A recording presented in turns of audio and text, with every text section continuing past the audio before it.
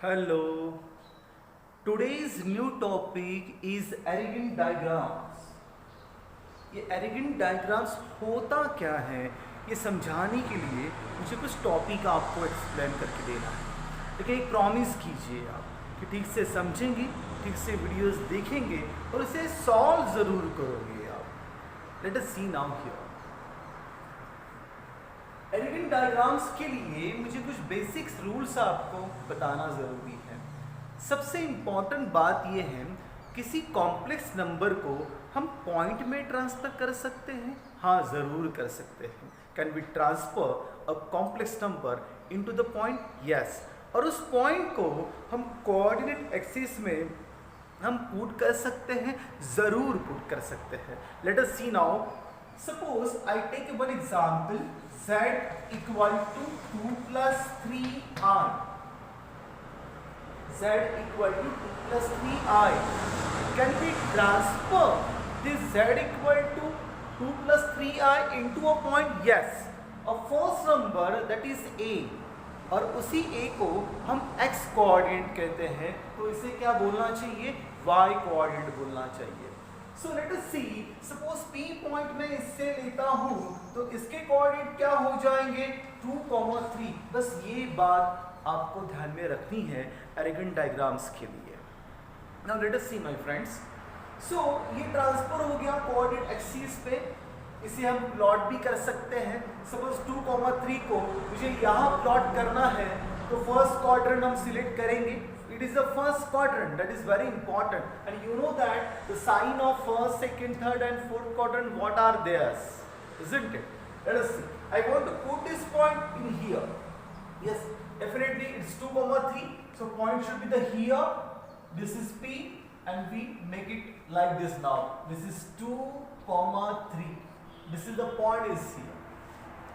ये चारों points जो है ये डिफरेंट क्वाड्रेंट्स के पॉइंट है, और उसी पॉइंट का यूज लेके हमने कॉम्प्लेक्स नंबर्स के एग्जांपल्स बनाए हैं। What's it's? Let's see, it is a number. What's are the coordinate of this point? It is what? 2, 3 lies in the first quadrant. What's it now? It is b, it is -2, 3 और साथ में सी in bracket what?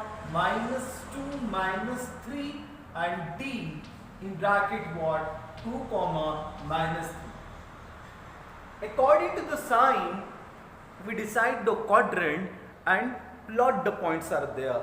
It's A, 2, 3 पहले ही हो चुका है ये आपका, तो this is the name of A. What's quadrant? It's second number, -2 and +3 here, so point should be here. Having name is what? B. What's it? It's -2, -3.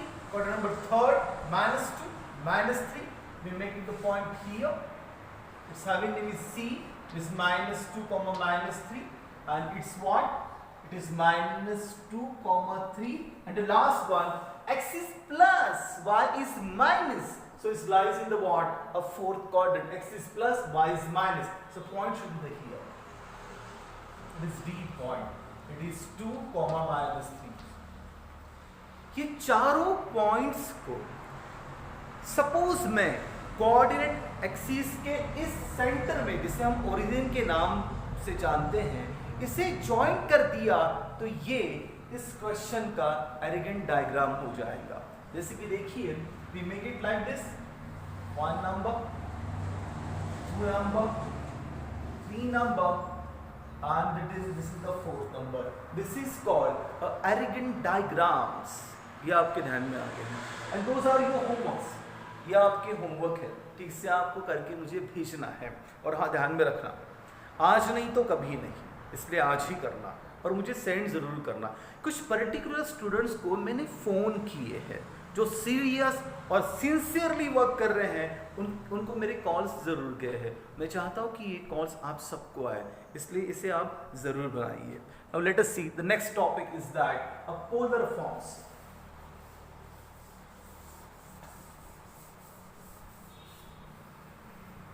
The next topic is related to the polar forms. अब ये polar form क्या होता है देखिए,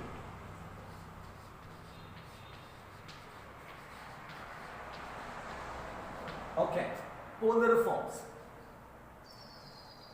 suppose मैं z equal to a plus i b लेता हूं। आपको पता है ये x कोऑर्डिनेट होता है और ये y कोऑर्डिनेट्स होता है, you know well.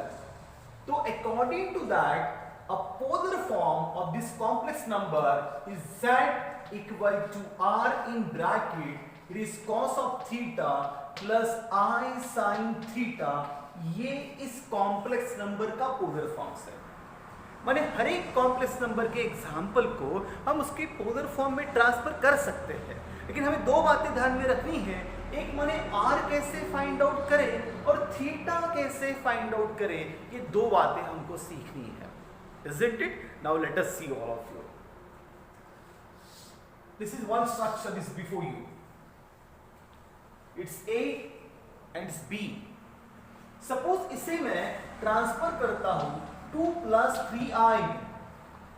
What's this point? ये पॉइंट क्या है?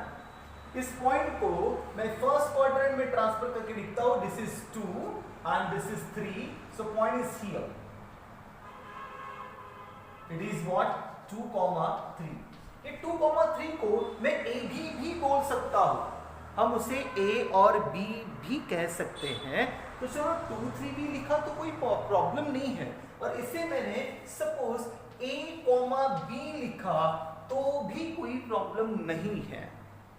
Isn't it? Those are the same meaning are there. I want to make a triangle here with the origin. मुझे यहाँ पे एक ट्राइंगल बनाना है जो ओरिजिन के साथ बनता हो, जैसे कि this is O, I make here and draw one perpendicular to here. having name is P, having name is what? It is M, this is 2 point is here. Let us see, it's 90. Exactly, that angle is 90. Yes, because it's a right angle triangle. We draw one perpendicular line from the point P to the x-axis. So this is what? It's the right angle triangles.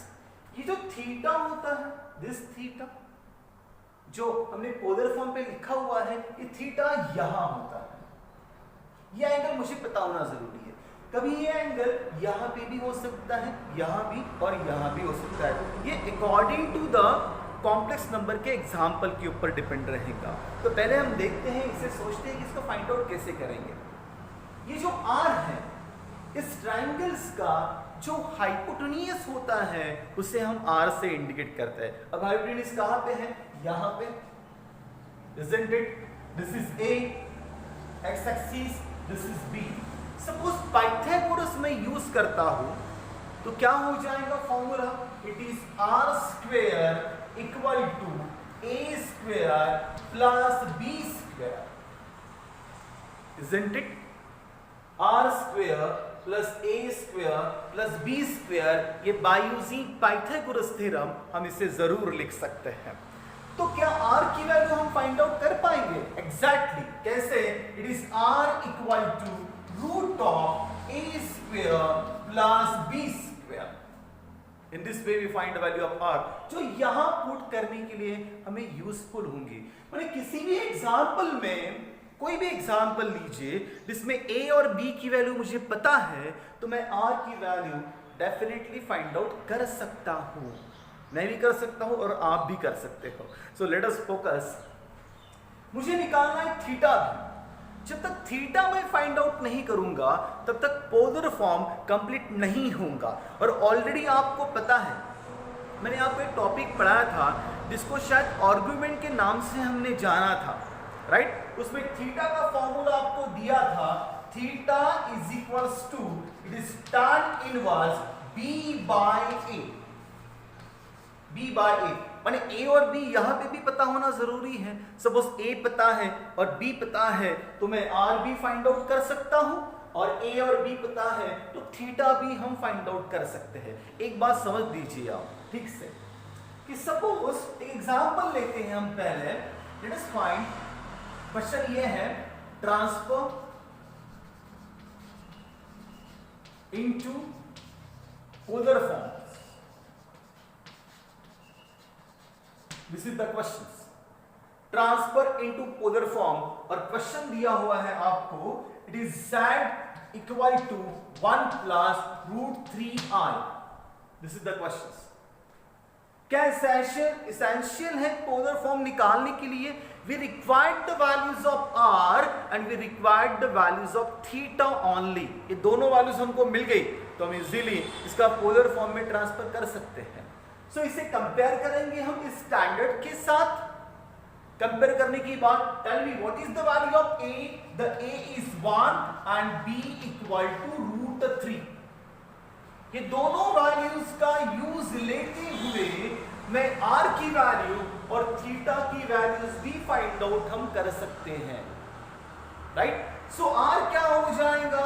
r equal to √a² plus b²। What's is square? 1। What's is square? 3। √3 का square 3 होता है, और यहां पे addition कर लिया तो 4 आ जाएगा, और 4 का स्क्वायर रूट हम निकालते हैं तो +2 आ जाएगा। That means what?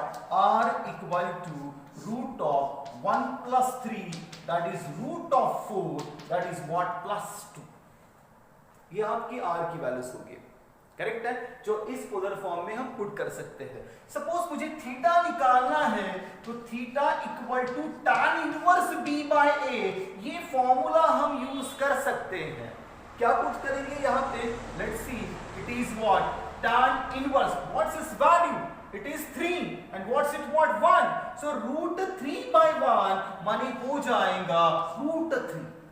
ये थीटा की वैल्यूज आपको मिल गई है, ठीक है। एक बात ध्यान में रखिए, ये आपके लिए नया टॉपिक है। ऐसा कौन सा tan का एंगल है जो √3 वैल्यूज आपको देता है?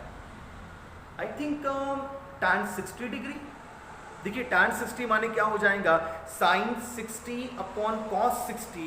sin 60 की वैल्यू कितनी आती है? √3/2। cos 60 की वैल्यू कितनी आती है?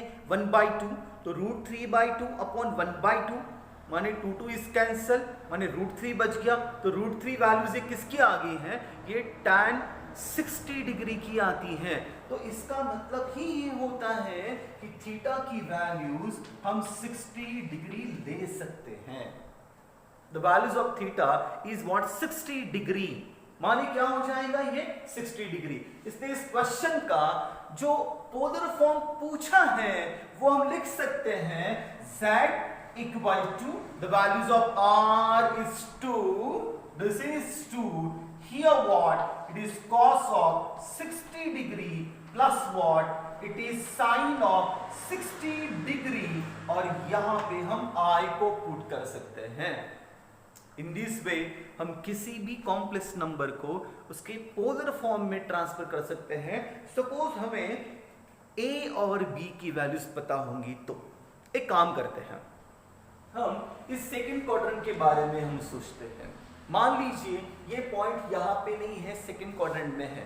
माने इस क्वेश्चन को चेंज करके मैं इसे माइनस दे देता हूँ, माइनस, इज़न्ट इट? इस क्वेश्चन को मैंने माइनस बोल दिया है। अब इस क्वेश्चन को फिर से सॉल्व करते हैं।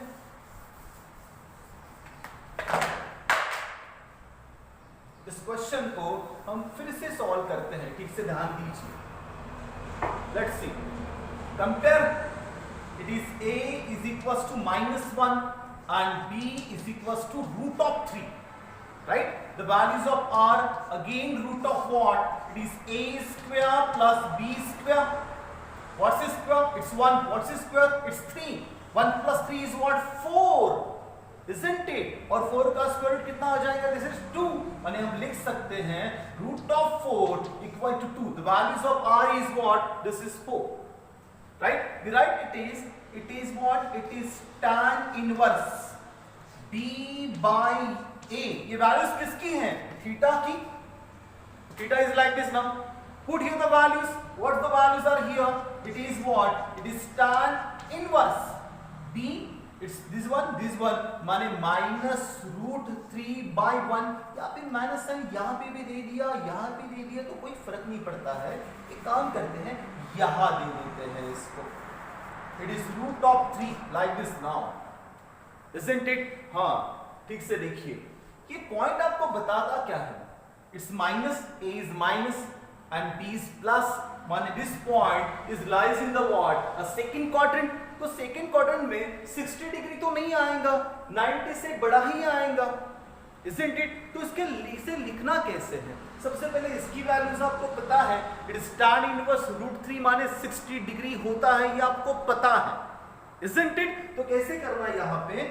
Therefore जब भी ये माइनस आएगा तब, सेकेंड क्वाड्रेंट आएगा तब हम लिखेंगे थीटा इक्वल टू 180 माइनस, ये तो आपको पता ही है, it is what tan inverse √3 मैंने लिख दिया।